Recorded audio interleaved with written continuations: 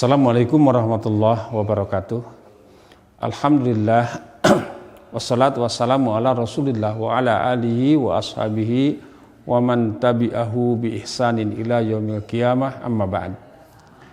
Ikhwati iman rahimani wa rahimakumullahu jami'an.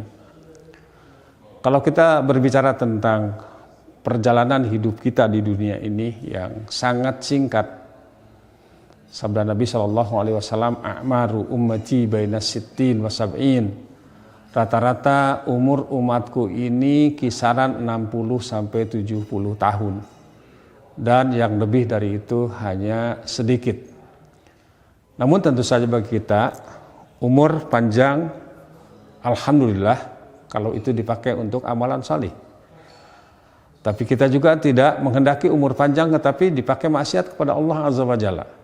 Karena sebagaimana sabda Nabi SAW, khairun nas man tala umruhu wa hasuna amaluhu. Sebaik-baik manusia adalah yang umurnya panjang dan baik amalnya.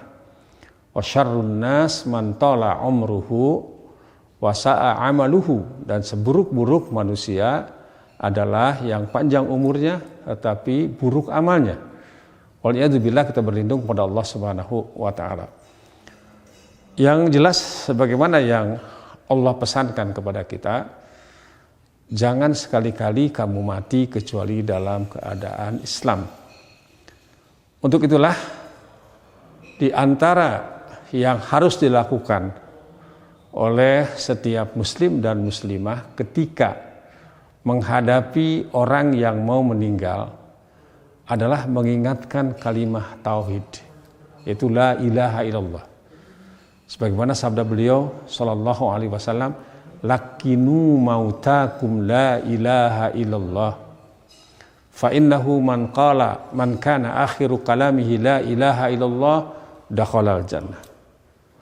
Lakinu, kata al-Imam Nawawi rahimahullahu taala, uzkuru, ingatkan orang yang mau meninggal di antara kalian dengan kalimat tauhid la ilaha illallah.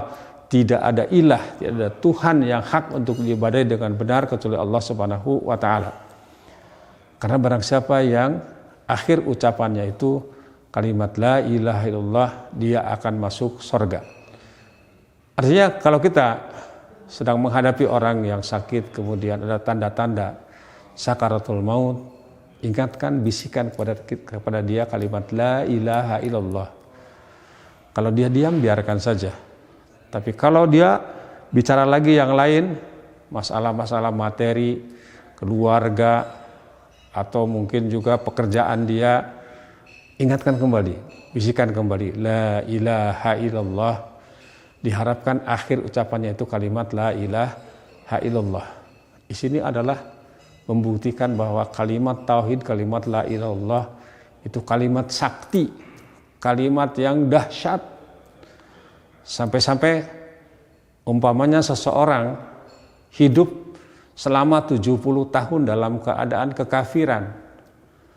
1 jam sebelum mati dia mengucapkan la ilaha illallah, itu diampuni semua dosanya. Sementara kebaikannya diperhitungkan oleh Allah Subhanahu wa taala, dia masuk surga. Sebaliknya seseorang yang melakukan amalan soleh, ibadah kepada Allah Subhanahu wa taala, katakanlah 70 tahun. Tapi setengah jam saja sebelum dia meninggal, sebelum dia mati, kemudian dia meninggalkan la ilaha illallah, masuk ke dalam neraka. Waliyadzubillah, kita berlindung pada Allah Subhanahu wa taala. Makanya untuk itu di dalam Islam ini sungguh sempurna. Berbagai macam petunjuk dalam hidup dan kehidupannya ini, sampai juga mengatur bagaimana menjelang kematian seseorang. Sangat-sangat simpel sekali. Itu tadi sabda Rasulullah ketika mau meninggal, ingatkan la ilaha illallah, talkinkan. Kemudian kalau ditakdirkan meninggal, mohonkan ampunan, doakan. Kemudian mandikan, sholatkan, kapankan, kuburkan. Setelah itu doakan. Selesai. Itu cara yang dicontohkan oleh Rasulullah SAW, dan kita harus yakin bahwa petunjuk yang terbaik adalah petunjuk Nabi SAW, termasuk di dalam pengurusan orang-orang yang meninggal. Dan satu hal lagi, akhir dari kehidupan seseorang itu sangat penting. Makanya hati-hati ketika kita punya keluarga, saudara, teman yang muslim atau yang muslimah, ketika dirawat di rumah sakit, dia menghadapi kematian, jangan ditinggalkan. Sebab dari kelompok orang-orang kafir ini, para misionaris sudah puluhan tahun itu, mereka mendata, mengincar, ya, agar ketika seorang muslim atau muslimah meninggal itu dalam keadaan tidak Islam.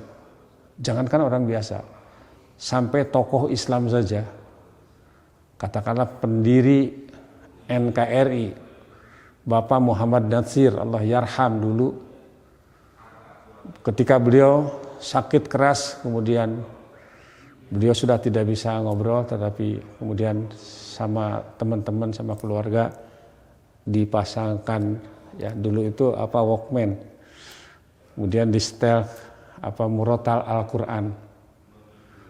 Rupanya ketika ditinggal oleh keluarga dan teman-teman karena Jumat, itu datang sekelompok misionaris mau mencabut dan mau menjadikan akhir hidup beliau itu keluar dari tauhid, tidak mengucapkan kalimat la ilaha illallah.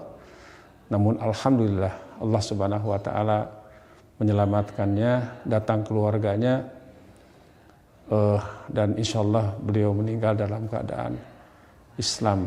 Semoga beliau diampuni segala dosa dan kehilafannya, kemudian dimasukkan ke dalam surga Firdaus, mendapatkan rahmat yang luas dari Allah Subhanahu wa taala, rahmatan wasi'an. Demikian juga itu semuanya kita jadikan pelajaran bagi kita, agar dimanapun, kapanpun kita meninggal, kapanpun kita menghadap Allah Subhanahu wa taala dalam keadaan memegang kunci sorga, yaitu kalimat tauhid la ilaha illallah, yang merupakan miftahul jannah, sebagaimana yang dijanjikan oleh Nabi sallallahu alaihi wasallam, man alima annahu la ilaha illallah dakhalal jannah. Barang siapa yang tahu, ya kata para ulama, tahu maknanya, tahu konsekuensinya, tahu rukun dan syaratnya la ilaha illallah, dia dijamin masuk surga. Man qala la ilaha illallah khalisan min qalbihi dakhalal jannah. Barang siapa yang mengucapkan kalimat tauhid la ilaha illallah ikhlas semata-mata dari lubuk hatinya, dia akan masuk surga. Semoga bermanfaat. Wassallallahu ala Muhammadin wa ala alihi wa sahbihi wasallam. Wa akhiru da'wana walhamdulillahi rabbil alamin. Assalamualaikum warahmatullahi wabarakatuh.